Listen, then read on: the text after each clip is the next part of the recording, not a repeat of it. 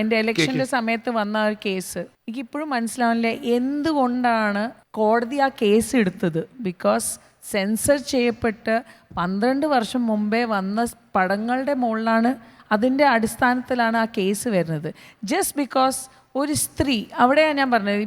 അപ്പോൾ പറയും നിങ്ങൾ ജെൻഡർ കളിക്കുകയാണ്. ജെൻഡർ അല്ല, ഒരു സ്ത്രീ ആദ്യമായിട്ട് ഒരു പൊസിഷന് വേണ്ടിയിട്ട് നമ്മൾ മത്സരിക്കുമ്പോൾ നമ്മളുടെ ആൾക്കാർ തന്നെയാണ്.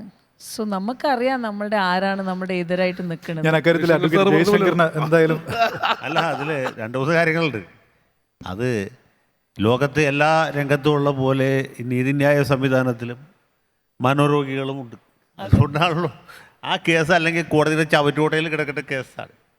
ഞാൻ കേസിന്റെ കാര്യം പറഞ്ഞു, പരാതിക്കാരനെ പറ്റിയ പരാതിയെ കുറിച്ചോ അല്ല പറഞ്ഞു. ആ പ്രത്യേക മജിസ്ട്രേറ്റ് അത് ഫയലിൽ സ്വീകരിക്കാനോ അതിൽ നോട്ടീസ് അയക്കാനോ പാടില്ലായിരുന്നു. അത് വായിച്ചു നോക്കേണ്ട ഉത്തരവാദിത്തം അയാൾക്കുണ്ട്. അതിൽ പ്രഥമ ദൃഷ്ടിയ കേസുണ്ട് നോക്കേണ്ടതുണ്ട്. വെറുതെ ഒരു കടലാസ് കിട്ടി കഴിഞ്ഞാൽ അങ്ങനെ പോസ്റ്റ് ഓഫീസല്ല മജിസ്ട്രേറ്റ് കൊടുത്തു.